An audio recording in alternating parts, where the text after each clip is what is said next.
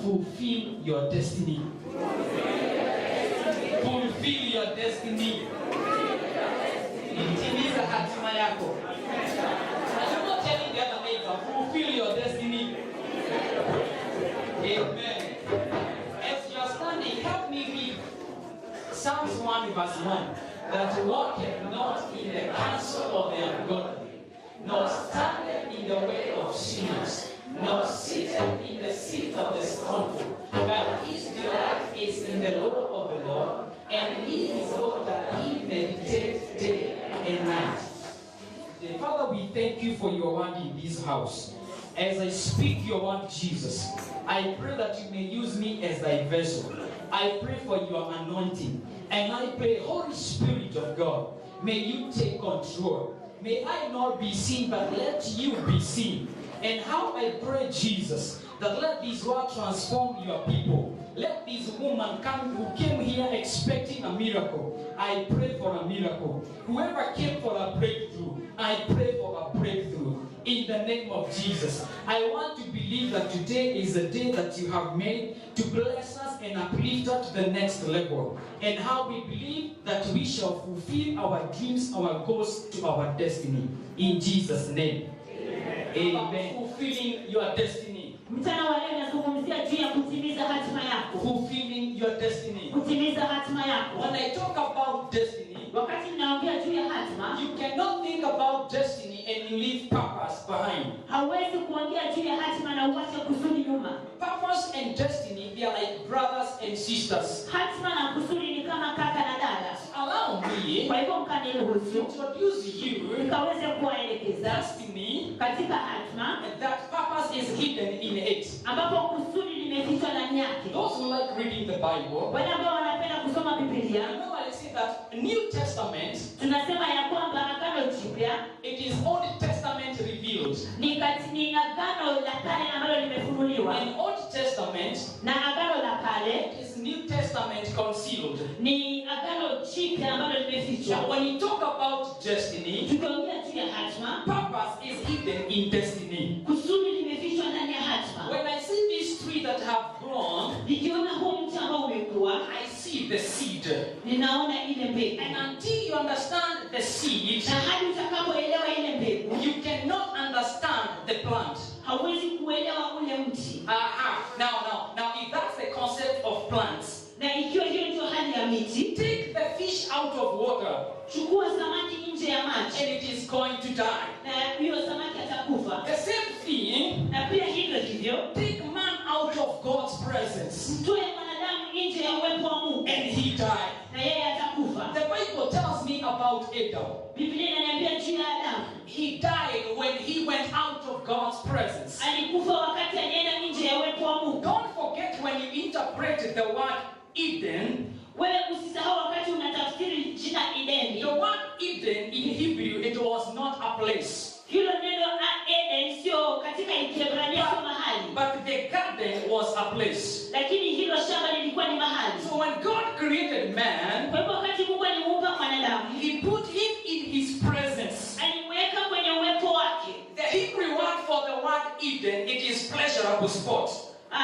Neno la Kiebrania la Eden ni mahali ambapo ni pazuri. So when a man got out of his presence, Wakati mwanadamu alienda nje ya uwepo wa Bwana, he died spiritually. yeye alikufa And kiroho. that is why we have the Bible. Na kwanza tuko na Biblia Genesis to Revelation, kutoka mwanzo hadi and the Ufunuo. thing is redemption.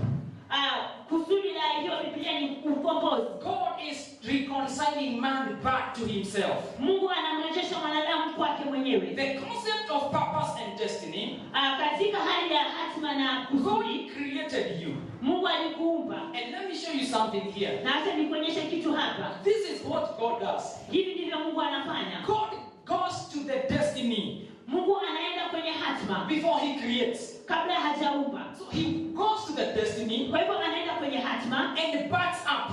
na yeye anarudi nyuma. Look at this very clearly. He goes to the destiny. Anaenda kwenye He hatima, creates the destiny. yeye anaumba ile He hatima, backs up alafu anarudi and nyuma, he creates the individual. alafu anamuumba yule mtu. If this individual Na katika huyu mtu recognizes his purpose, akigundua kusudi lake, he can walk to his God-ordained destiny. anaweza kwenda kwenye hatima yake ya Mungu. Hallelujah. Hallelujah. Am I speaking to somebody? Tena mzungumzia When you miss your purposes in life, wakati umekosa kusudi lako maishani, you cannot fulfill your God-ordained destiny. hauwezi kutimiza hatima yako ya Mungu. That's why the Bible says, Kwa sababu Biblia inasema when someone is in Christ, wakati mtu yuko ndani ya Kristo, he is a new creation. yeye ni kiumbe kipya. The old has gone Ya kale and the yamepita new has come. na ya mtazama yamekuwa The mapya. question is this: Swali ni what is this that is old that goes? ni nini hiki ambacho ni cha kale And what is kinaenda, this that is new that comes? na ni nini hiki kipya ambacho I'm giving you kinakuja? an assignment. Ninakupatia ukaweza What is the kufanya. old that goes? Ni nini hiki ambacho cha kale And kinaenda, what is the new that comes? na ni nini hiki kipya ambacho Do kinakuja? not forget, man is twice a sinner. Usisahau ya kwamba mwanadamu ni mwenye dhambi. Mwenye dhambi maradufu. Twice a sinner. Mwanadamu ni mwenye dhambi We are maradufu. not the perfect beings that God created. Wewe sio yule mtu timilifu ambaye Mungu aliumba. Adam is the first being which was perfect, created by God. Adamu ndio yule mtu ambaye alikuwa mkamilifu, ambaye alikuwa ameumbwa na We Mungu. are a product of a fallen nature. Sisi tumezaliwa kwa kizazi ambacho kimepotoka. And that is why Na hiyo ndio sababu we cannot attain the righteousness by our actions. hatuwezi kuifikia ile haki kwa matendo yetu. We have a destiny to fulfill. Sisi tuko na hatima ya I kutimiza. want to give you this story. Nataka nikupatie hii hadithi. A pilot took off an airplane Rubani alienda kwenye ndege from Amsterdam to Atlanta, Georgia. kutoka Amsterdam hadi Atlanta. And that That was his destination. Hapo ndio ilikuwa mwisho wake. Where he started, Mahali ambapo alianza. he started with a direction. Alianza akiwa na mwelekeo. And he knew my destination is at Jackson Hartsfield Airport. Na alijua ya kwamba ninaenda kwenye uwanja wa ndege fulani. Now, when he was in the Pacific Ocean, Na alipokuwa juu ya bahari ya Pacific, he had some scratches in the engine. alisikia kuna hitilafu kwenye engine. And when he talked with the signal, Na wakati alizungumza na watu wenye they said, when we look at the engine, walimwambia tukiangalia kwenye hiyo the engine is okay. hiyo engine iko sawa. But there is a small animal called panya. Lakini kuna panya. A panya Kuna panya is close to the wiring system of the aeroplane. ambayo iko karibu na hizo waya za ndege. And if that panya touches that wire, Na ikiwa huyo panya atagusa hizo waya, you lose connection and you cannot get to your destination. utapoteza mwelekeo na hautafika kwenye hatima yako. That was an instance of death. Hiyo ilikuwa ni hali ya kifo. Now the pilot asked, Na huyu rubani akauliza, can we turn back to where we had come from? je, tunaweza kurudi mahali ambapo tumetoka? And he was told by the operator, Na akaambiwa na yule you mwelekezi, cannot turn back because hauwezi kurudi kwa sababu you cannot even arrive. hauwezi hata kufika. Because the panya will already have tampered with the system. Kwa sababu yule panya atakuwa tayari amegusa hizo waya. So the pilot asked, then what do I need to do? Kwa hivyo rubani akauliza, basi nifanye And nini? he was told, Akaambiwa, now what you need to do, kile ambacho lazima look ufanye, at the altitude where you are flying the plane. angalia kile kiwango ambacho unapaa. Now what you need to do, Kile ambacho unapaswa you kufanya, are hearing some scratches. wakati unasikiza kuna mgwaruzo fulani, Because the panya is alive and active. kwa sababu huyo panya bado ako na nguvu. Now what you need to do, Kwa hivyo kile ambacho unapaswa kufanya, change the altitude.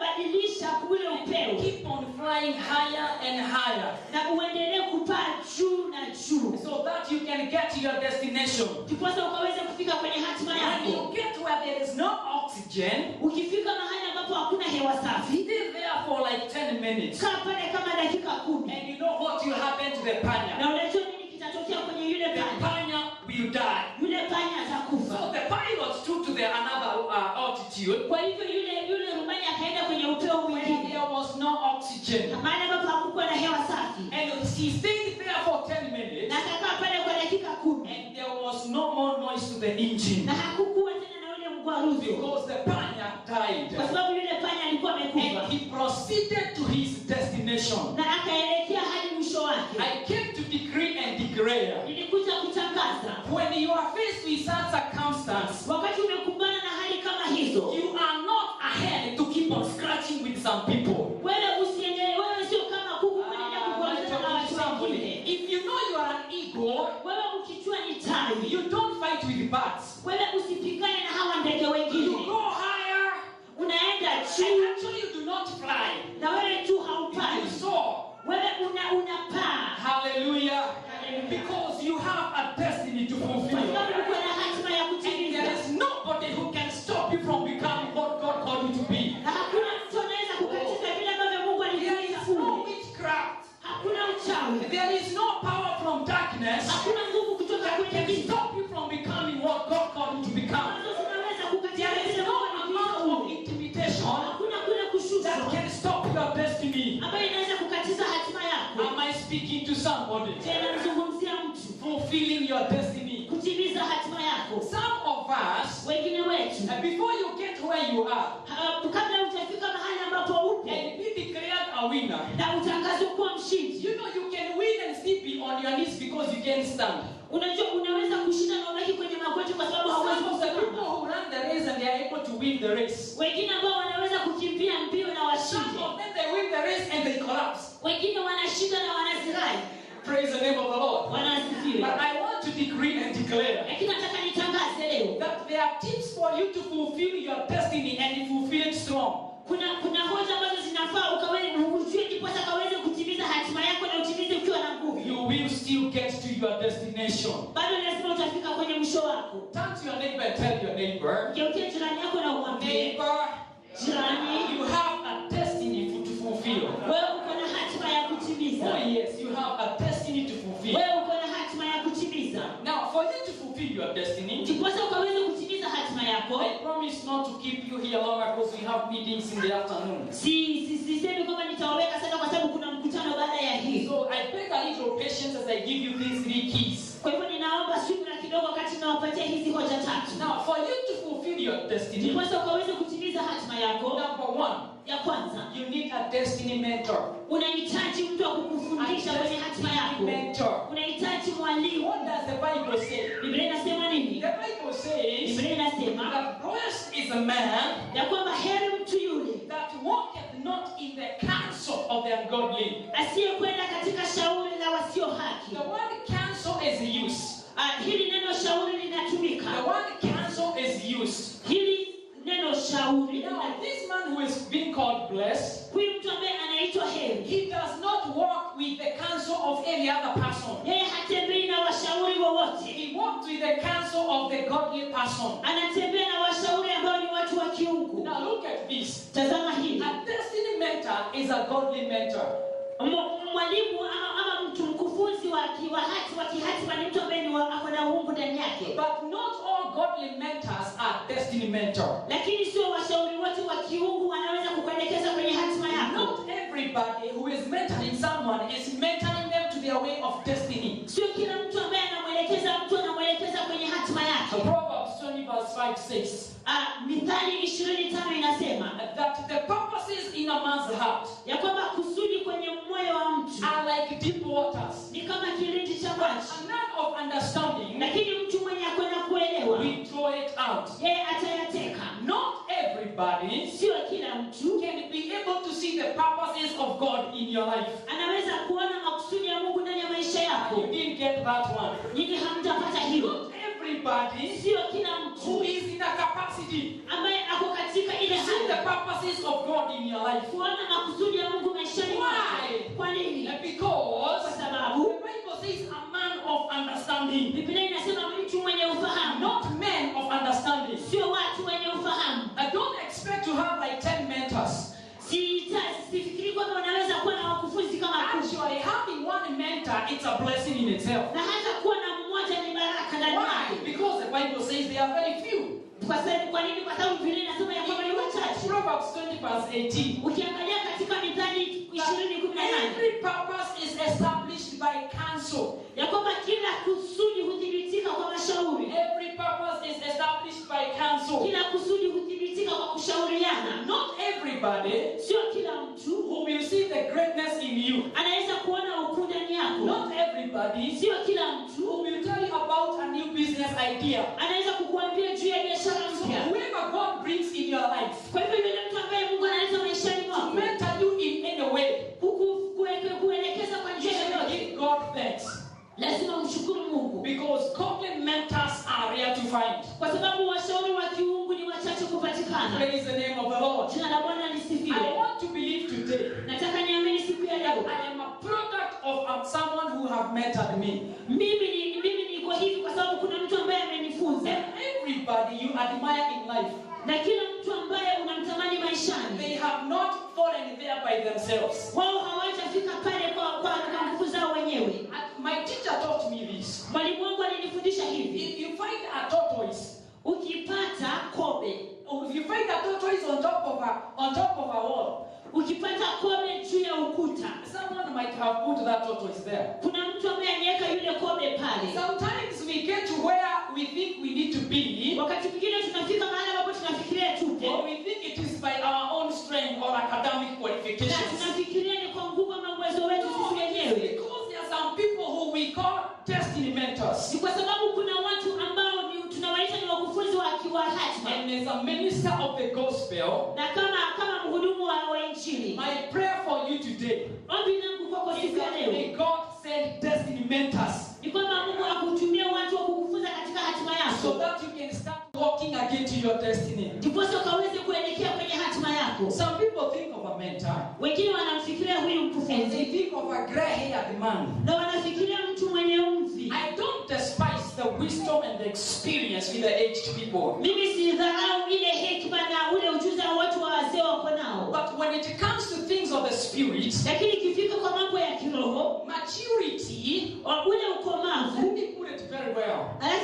for those who are writing, spiritual maturity, ule ukomavu wa kiroho, it is not physical maturity. sio ule ukomavu ambao tunauona. Spiritual maturity, Ule ukomavu wa it is kiroho not physical maturity. sio ule ukomavu ambao tunauona kwa You macho. can grow old without growing up.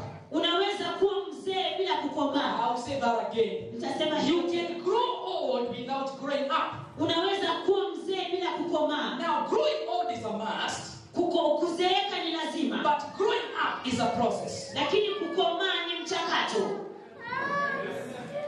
Am I talking to somebody? Je, namzungumzia mtu? Growing old is a must, Kuzeeka ni lazima, but growing up is a process. lakini kukomaa ni mchakato. Now, when I talk about now a mentor, Kwa hivyo ninapomzungumzia huyu mkufunzi, I want to go into the things of the Spirit to define what kind of a mentor should be in someone's life. nataka niende katika hali ya kiroho kuelezea huyu mtu anafaa kuwa mtu wa aina gani. Even when I'm at 90, I will still need a mentor. Kwa hivyo hata wakati nimefikia miaka 90 bado nahitaji mtu ambaye ananielekeza. I will still need a mentor. Bado nahitaji mtu ambaye ananielekeza. Now, it is not how long we have experienced God, Hii sio kwamba ni tumemjua Mungu kwa muda gani, but how deep I have gone with Him. lakini ni kwa undani gani nimeenda na huyu The Mungu. Bible says that the same things of the Spirit, they are spiritually discerned. Biblia inasema ya kwamba mambo ya kiroho yanajulikana kwa kiroho. And He has hidden things to the wise and the prudent, and He has revealed them to babes. Na ameficha haya mambo kwa wenye hekima na amewafunulia watoto. Am I talking to somebody? Je, namzungumzia mtu? Everyone can mentor someone. Kila mtu anaweza kumwelekeza If you mwingine. commit yourself to the process of growing up, Ikiwa unajiweka katika mchakato wa kukomaa. destiny mentor. Hawa waelekezi wa kihatima. Now, when I was growing, I was raised up in a full gospel setting. Wakati nilikuwa nakuwa nililelewa katika kanisa la Full Gospel. Of course, you can tell from that background, I'm more spiritual. Kwa hivyo ukiangalia katika hiyo mali nimetoka, unaona mimi ni mtu wa kiroho. When I was young, they used to sing that Borina no Beti Fata Kia Kena Fatade Lidiwa wa Jehova. Walikuwa nilipokuwa mdogo walikuwa anasema ya kwamba mbuzi na kondoo sio za maana, lakini kile ambacho cha muhimu ni utukufu wa Mungu. Bwana.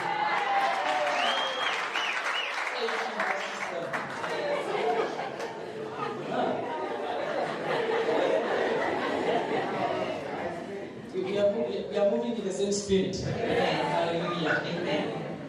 That's the background I was raised up. Hapa ndipo mahali ambapo nililelewa. All that was concerning is how you can speak in tongues and know and discern the things of the Spirit. Cha muhimu ilikuwa ni unene katika ndimi na ujue mambo ya kiroho. But most of us that time we learned destiny mentors. Lakini wakati ule tulijua watu ambao wanatuelekeza kwenye hatima zetu. When they saw me trying to preach, they are like, hii ni moto ya ujana hii. Hii mnaona kama ni moto ya ujana hii kweli. And there were very few people mentors to raise us up and to motivate us to the way of godliness. Na kulikuwa watu wachache ambao wangeweza kutuelekeza katika mambo ya Mungu. Actually, I remember Hata ninakumbuka when I went to seek for an admission to go to Bible school, wakati nilienda kuomba barua ya kwenda katika chuo cha Biblia. I brought the admission letter for the pastor to sign. Nilimletea mchungaji ile barua apige muhuri. And he told me, Na akaniambia, you're very young, what are you trying to do now? wewe ni mchanga sana, unajaribu kufanya nini? I took a year with them, being told I'm young. Mimi nilichukua mwaka nikiambiwa bado mimi ni mchanga. And God told me, Na Mungu akaniambia, they have raised you up to the level they cannot take you further. wamekulea hadi kiwango ambacho hawawezi kuenda zaidi ya hapo. Now you need to raise your altitude now. Sasa unafaa kupandisha upeo wako. Because I'm preparing you for greatness. Kwa sababu ninakuandaa kwa ukuu. So I went to PEFA. Kwa hivyo nikaenda Pepa. Actually, PEFA told me, Na Pepa you wakaniambia, have done so good. wewe umefanya vyema. Because you'll be giving you 5,000 discount towards your school fees as you do your diploma. Hallelujah. Amen. For 3 years full time, I was with the Nairobi Pentecostal Bible College. There was a 5,000, I think it went even to 6,000 discount every time. Kwa ile muda ambao nilikuwa pale katika ile chuo nilikuwa napewa 5,000 ama 6,000. But where I was, they were telling me when I'm young, I'm not supposed even to think of something like that. Lakini mahali ambapo nilikuwa ninaambiwa bado mimi ni mchanga, sifai kufikiria mambo kama hayo. Because to them they were like, we don't go to school, but we are pastors. Kwa sababu wao walikuwa wanasema sisi hatuendi kwenye vyuo lakini sisi ni wachungaji. What are you trying to do? Wewe unajaribu kufanya nini? But others are like, we want such people. Lakini wengine wanasema tunataka watu kama hao. And let me tell you, Na acha nikwambie, there was another school within the school. kulikuwa na shule nyingine ndani ya shule. The other school was a test of calling. Na hiyo shule nyingine ilikuwa ni yale kule kujaribiwa wito wako. Now they told me this, the PEFA people now. Na wakaniambia hivi hawa watu wa PEFA. Now we are so much glad. Sisi tumefurahia sana. We shall be giving you fare. Kwa sababu tutakuwa tunakupatia You nauli. shall be entitled to 200 shillings every Sunday. Utakuwa unapewa 200 kila Jumapili. And you know 200 by itself Na unajua hiyo 200 peke yake was not enough to take me from Kegumo PEFA. Actually it was getting maybe to Githurai. haikuwa inaniwezesha kunifikisha pale kanisani. And I had to be towards my destiny. Ninaona watu ambao walikuwa wananikuza kuelekea hatima yangu. Because with my eyes, Kwa sababu kwa macho yangu that really taught me that I have a destiny to pursue. ilinifundisha kwamba niko na hatima ambayo inaelekea. And the 200 shillings cannot define where I'm going. Na hii 200 haiwezi kunielezea mahali ambapo ninaenda. And I'm a product of many other mentors. Na mimi nimeandikwa hivi kwa sababu ya wengi ambao wamenifunza. When I was clearing my bachelor's degree, Wakati nilikuwa namalizia shahada yangu, I met this man called Dr. Chris Bowen. nilikutana na huyu mtu ambaye ni Daktari Chris. He was my professor. Yeye alikuwa ndiye mwalimu wangu. I told him, Nikamwambia, I'm trying to write a book.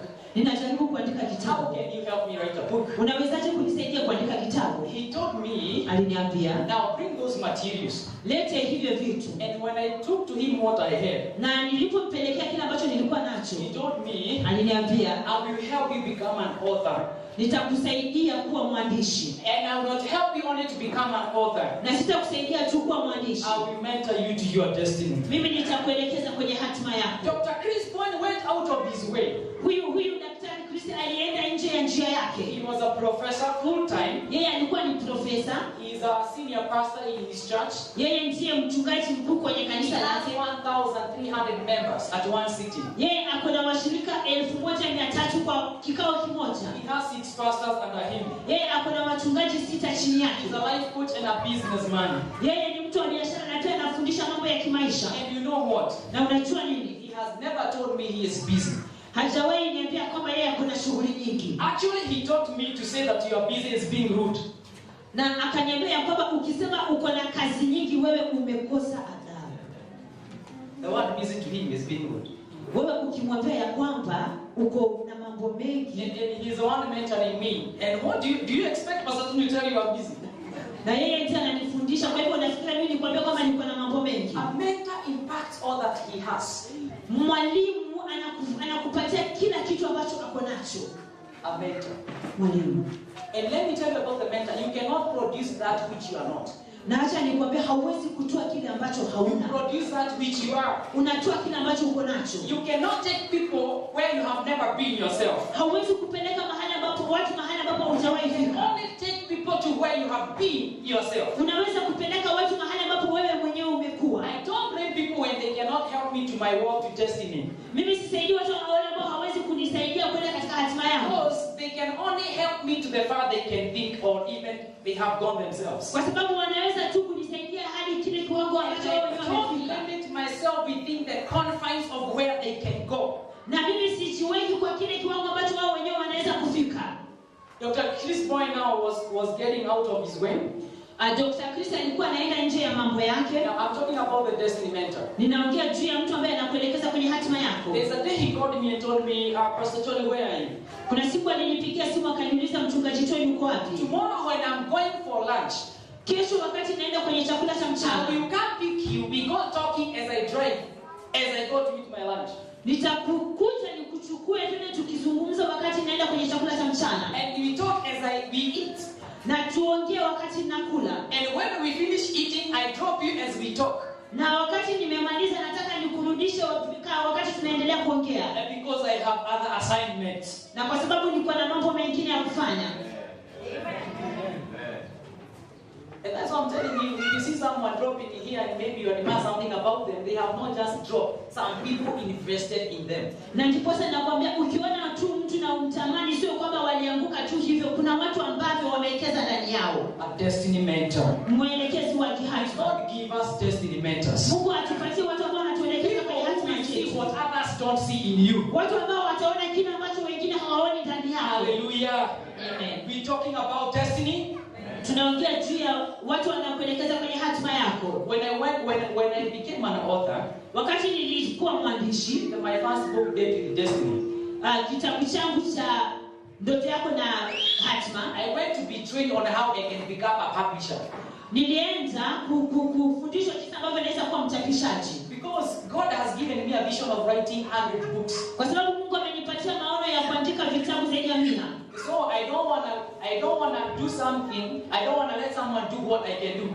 Kwa hivyo sitaki mtu mwingine afanye kile ambacho naweza kufanya. So I published for Apostle Elizabeth Itegi, who lives in Washington. Kwa hivyo nikachapisha kitabu kwa ajili ya huyu mtume Elizabeth. And Apostle Elizabeth didn't have money to pay for my air flight from Atlanta to Seattle. Na huyu mtume hakuwa na pesa za kunilipia nauli ya ndege. And because I was mentoring her to be an author, Na kwa sababu mimi nilikuwa namfundisha kuwa mwandishi, I paid the air ticket. mimi nilijilipia. I paid the air ticket from Atlanta to Seattle. Mimi nilijilipia kutoka mahali ambapo nilikuwa hadi kwake. And we landed in Seattle. Na nikafika kule Seattle. When we were launching the book, Wakati tulikuwa tunazindua kile kitabu, there is a pastor who had prophesied that one day I will go to the US, who was seated there. kuna mchungaji ambaye alikuwa ametabiri siku moja nitaenda Marekani na alikuwa ameketi pale. His name is Pastor Evans Wapagata. Na yeye ni mchungaji Evans. He has been preaching with Pepper for many years. Yeye amekuwa akihubiri na kanisa la Pepper kwa miaka mingi. When we were launching the book, I remember he was seated somewhere there, where there is a bag there. Wakati tulikuwa tunazindua hicho kitabu, nakumbuka alikuwa ameketi mahali pale. And I said, I see Pastor Evans. Na nikasema ninamuona mchungaji Evans. You are the one who prophesied I will come to the US. Ni wewe ambaye ulitabiri nitakuwa mahali hapa. Now I'm in the US. Na sasa niko Marekani. I'm reversing a prophecy back to you. Mimi ninarudisha huo unabii You kwako. will become an author through my hands. Na wewe pia utakuwa mwandishi kupitia kwa mikono yangu. Pastor Evans stood and he said, I receive it. Mchungaji Evans alisimama akasema ninapokea. Today as we are talking, Leo tunapozungumza, I have published his book. mimi nimechapisha vitabu vyake. He's selling on Amazon.com. Yeye anauza kwenye Amazon.com. Because there is power in a destiny mentor. Kwa sababu kuna nguvu katika mwelekezi wa kihatima. Hallelujah. Amen. This is what I believe. Hiki ndicho kile ambacho naamini. Keep prophesying good things to people. Wewe endelea kutabiri mambo mazuri And kwa watu. one day they will come to Na pass. siku moja vitatimia. Who knew that I will find Pastor Evans and also become a blessing back to him? Nani alijua kwamba nitamkuta mchungaji Evans na pia mimi niwe baraka kwake? Destiny mentor. Mshauri wa kihatima. Amen. Amen. You not only need a destiny mentor, Hauhitaji tu mwelekezi wa kihatima. you need a destiny friend. Unahitaji rafiki wa A kihatima. destiny friend. Rafiki wa kihatima. I look at what this friend is defined. Na angalia huyu rafiki ambavyo anaelezewa. He does not walk. Yeye hatembei. He does not walk. Yeye hatembei. What happens in that verse? Ni nini kinatendeka? He does not do those three things: standing, walking, and sitting. Now, blessed is this man. Look at this one. He does not walk in the counsel of the ungodly. Number 2, he does not stand in the way of sinners. And 3, he does not sit in the seat of the scornful. Huyu ni mtu ambaye asiyekwenda katika shauri la wasio haki, wala kusimama katika njia ya wakosaji, wala hakuketi barazani pa wenye mizaha. Such a friend is a rare friend to find. Rafiki kama huyo sio rahisi kupatikana. A destiny friend. Rafiki wa kihatima. When I look in the Bible, Nikiangalia kwenye Biblia, I see the relationship of Jonathan and David. ninaona uhusiano kati ya Jonathan na Daudi. David was in a Jonathan was in a palatial home. Jonathan alikuwa katika nyumba ya kifalme. But when I look at David, Lakini nikimtazama Daudi, David was just a boy.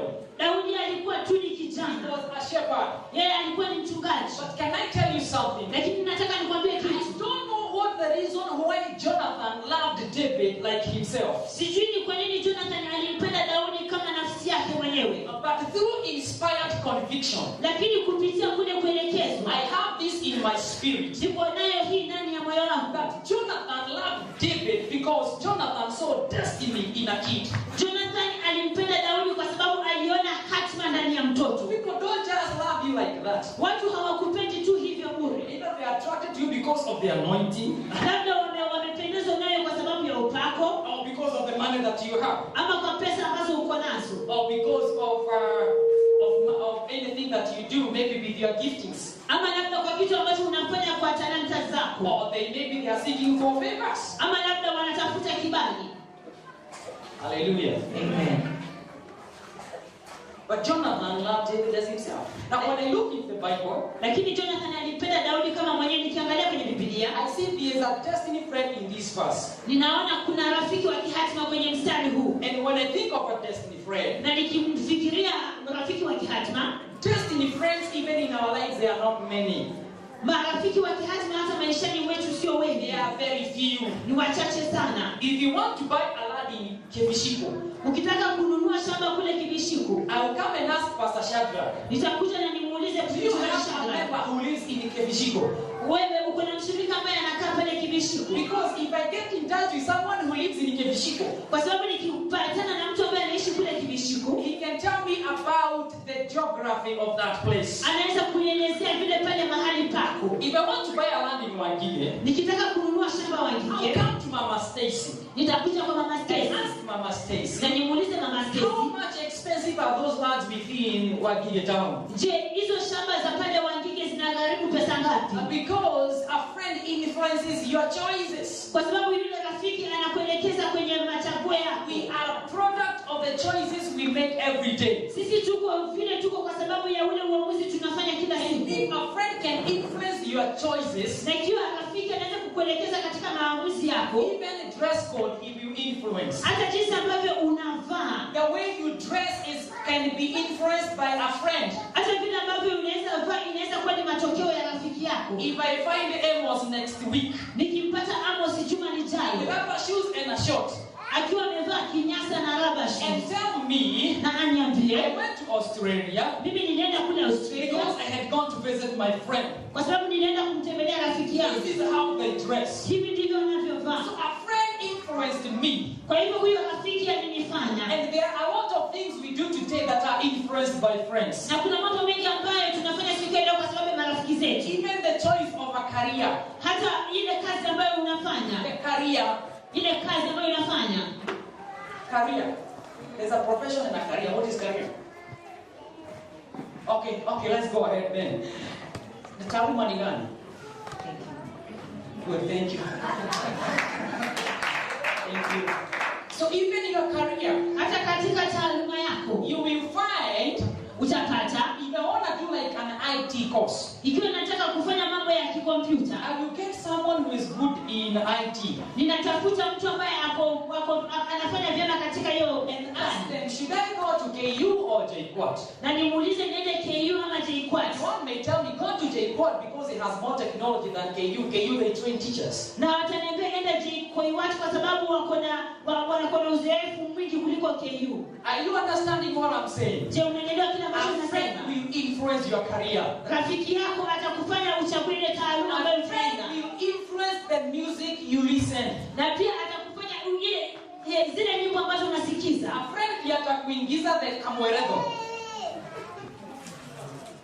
Yes, and when you are in Kamweredo, you start singing some songs. Na ukiwa pale kwenye hiyo Kamweredo utaanza kuimba nyimbo zingine. A friend will introduce you to party clubs. Na huyu rafiki atakupeleka kwenye hizi mapati. You know you are a good Christian. Wewe ni Mkristo mzuri. But you find yourself you have been influenced by some music. Lakini unajipata ya kwamba unavutiwa na muziki fulani. Like there is one Kikuyu one that has been played almost every day all the time. Wherever you pass, there's a lady and a gentleman, they are singing a very nice Kikuyu song. The voice is very attractive. It is being played every day, and I heard that guy is mentoring the lady to be singing. Na kuna mmoja ambaye ni wa Kikuyu, huyu mwanamume na huyu mwanadada wanaimba pamoja, na huyu mwanamume anamfunza huyu dada kuimba. And they are singing that the lady had moved out of Geshagi, and when he came to town, he has found men who have big muscles. They have built muscles. Na wanaimba ya kwamba huyu dada alikuwa ametoka kule mashambani, na alipokuja mjini amepata wanaume wenye nguvu. Na yeye anauliza atarudiaje kule mashambani. Na vile alikuja huku Nairobi. That song, it sounds good. Wimbo kama huo unakuwa ni mzuri. But when you consistently get songs like that every day, Lakini ukipata nyimbo kama hizo kila siku, they become your favorites. zinakuwa tu hizo ndizo unapenda. Whatever you post on Facebook, Hata kile ambacho wewe unaweka kwenye Facebook, you post some lines that are quoting those songs, unaweka mistari ambayo inanukuu hizo nyimbo. and people wonder where did this come from. Na watu wanajiuliza hii ilitoka wapi? Music will influence. Ule muziki ambao unakuvutia. Even hobbies. Hata zile tabia. Now look, when I was growing up, Wakati mimi nilikuwa nakuwa, I was raised up where there is Komadai River. Nilikuwa pale kwenye Madai River, kule mto wa Madai. Now, our land touches from the house and it touches the river. Ile shamba letu linafika kwenye ule mto. And we used to swim every Saturday. Na tulikuwa tunaogelea kila Jumamosi. And I did not take myself there to start swimming. Na mimi sikujipeleka pale kwanza kuogelea. Boys influenced me to start swimming in that river. Wale vijana walinivutia kwanza kuogelea pale. Can someone relate with what I'm saying? Je, kuna mtu anaweza kuona kile ambacho ninasema? And some of us think that I've not been raised in such a culture. We were undressing everything and we were jumping into the river every Saturday. Sisi tulikuwa tunatoa nguo na tunaruka kwenye mto kila Jumamosi. And let me tell you, na acha nikwambie, sometimes I could plan, I'm not going to swim today. Wakati mwingine ningesema leo sitaenda kuogelea. But like 10 boys, they could come and call me, let's go swim. Lakini vijana kama 10 wanakuja wananiambia njoo twende tuogelee. If my mama had given me some work to do, I'm not going to do it. I'm going to the river. Ikiwa mama alikuwa amenipatia kazi ya kufanya, sitafanya, mimi naenda mtoni. Friends will influence your hobbies. Wale marafiki watakuvutia katika tabia fulani. Even the food we eat, hata kile chakula ambacho tunakula, even the style we cook, hata vile ambavyo tunakipika hicho chakula. Some of us, we don't know how to cook until we get a friend to show us how to cook. Wengine wetu hatujui jinsi ya kupika hadi tupate rafiki atufundishe. In the US, one of the questions you cannot leave to ask a girl. Pale Marekani swali ambalo hauwezi kosa kuuliza msichana. If you think you can marry her, ikiwa unafikiria unaweza kumuoa. One of the questions you cannot fail to ask. Swali ambalo hauwezi kosa kuuliza is, can you cook and clean? Je, unaweza kupika na usafishe? We are talking about a destiny. Tunaongea juu ya. Now we not only need a destiny mentor. Sisi hatuhitaji tu mwelekezi wa kihatma. We not only need a destiny friend. Hatuhitaji tu rafiki wa kihatma. But we need a destiny word. Lakini pia tunahitaji neno la kihatma. Would you help me to preach to your neighbor? Je, nisaidie kuhubiri destiny word. Mwambie neno la kihatma. Neno la kihatma. Now look at verse 2. Angalia mstari wa 2. Verse 2 says, mstari wa 2 unasema. What's verse 2? But his delight ya kwamba yeye hupendezwa is in the law of the Lord. Yeye hupendezwa na sheria ya Bwana. And in his law, na katika sheria yake does he meditate day and night. Kuitafakari mchana na usiku. If you give me my notes there, ukinipatia notes zangu, you see I have tried to define the word meditate. Unaona ya kwamba nimejaribu kuelezea hili neno la tafakari. And I have explained the word delight. Na nimeeleza neno la kwamba kufurahia. You see the word delight has a root meaning to mean purpose. Unaona ya kwamba kufurahia inamaanisha iko na neno la kumaanisha kusudi. So for this person who is fulfilling his destiny, kwa hivyo kwa huyu mtu ambaye anatimiza hatima yake, if you want to read it in another language, ukitaka kuisoma katika lugha nyingine, you remove the word delight and put purpose there. Unatoa hilo neno kuifurahia na uweke kusudi hapo. And that will be, but his purpose is in the law of the Lord. Na utaona ya kwamba kusudi lake liko kwenye sheria ya Bwana. So we have no other place to find our purpose. Kwa hivyo hatuna mahali pengine pa kupata kusudi letu. Proverbs 20 verse 18. Katika Mithali 20:18, Bible says Biblia inasema that purpose is established by counsel. Ya kwamba kusudi hudhibitika kwa kushauriana. We may fail to have a lot of things in life. Tunaweza kosa kuwa na mambo mengi maishani. But you can embrace a destiny word. Lakini unaweza kukumbatia neno la kihatma. If you come across me walking down the street, ukikutana na mimi nikitembea chini kwenye barabara, and I'm disappointed, na mimi nimeshushwa moyo, you need to say hi to me and tell me, unafaa kunisalimia na kuniambia, all things work for good to them that love the Lord and are called according to his purpose. Mambo yote yanatendeka mema kwa wema kwa wale wote ambao wameitwa kwa ajili ya kusudi la Bwana. When you see me feeling cold in the morning, ukinisikia ukinipata na hisi baridi asubuhi, greet me and tell me, nisalimie na uniambie, I know it is cold, ninajua but it is well. lakini yote ni salama. When you find me having a lot of needs in my life, Ukinipata niko na mahitaji mengi I maishani, need school fees. ninahitaji karo ya shule, I'm not working. mimi sifanyi kazi. As a Christian, Kama Mkristo, what I need is a destiny word. kitu ambacho ninahitaji ni neno la What should you kihatima. tell me? Unafaa kuniambia You should nini? tell me the word. Unafaa kuniambia neno. The Lord will supply all your need according to his glorious riches. Ya kwamba Bwana atakutana na mahitaji yako yote When kulingana na you wake mahitaji up in yako. the morning discouraged, Wakati nimefika asubuhi nimeshushwa moyo, you need to sing a song unafaa kuimba wimbo and tell God na umwambie Mungu that joy cometh in the morning. ya kwamba furaha huja asubuhi. I'm no longer the one who was weeping yesterday. Mimi si yule ambaye nilikuwa na Have huzuni a jana. lifestyle that is full of destiny word. Kuwa na maisha ambayo yamejaa maneno ya kihatima. Even to your kids. Hata kwa watoto wako. You need to be waking up even in the morning and prophesy to them before they go to school. Unafaa kuamka asubuhi na watabirie kabla hawajaenda If shule. their grandmother told them that they are not wise, Ikiwa nyanya yao aliwaambia wao kwamba hawana hekima, and maybe their father told one that he is not beautiful. na labda baba yao alimwambia mmoja hapendezi, Now, as a parent, kama it mzazi is your obligation ni jukumu to lako speak a destiny word to your kids. kunena neno la kihatima kwa watoto You wako. need to affirm the word to the kid and tell the kid, look at me in my eyes. Wewe umwambie yule mtoto, niangalie kwenye macho yangu, I'm also a God in your life. pia na mimi ni Mungu katika And this maisha is what yako. I'm prophesying in your life. Na hiki ndicho kile ambacho natabiri kwenye maisha yako. Bible says Biblia inasema that you are fearfully and wonderfully made. ya kwamba wewe umeumbwa kwa njia ya And kupendeza, my heart knows that very na well. moyo wangu unajua hivyo vyema. Amen, somebody. Amina. Am I speaking to someone? Tena nazungumzia Even when you need a loan, hata wakati unahitaji don't mkopo, walk to the bank like if you are broke.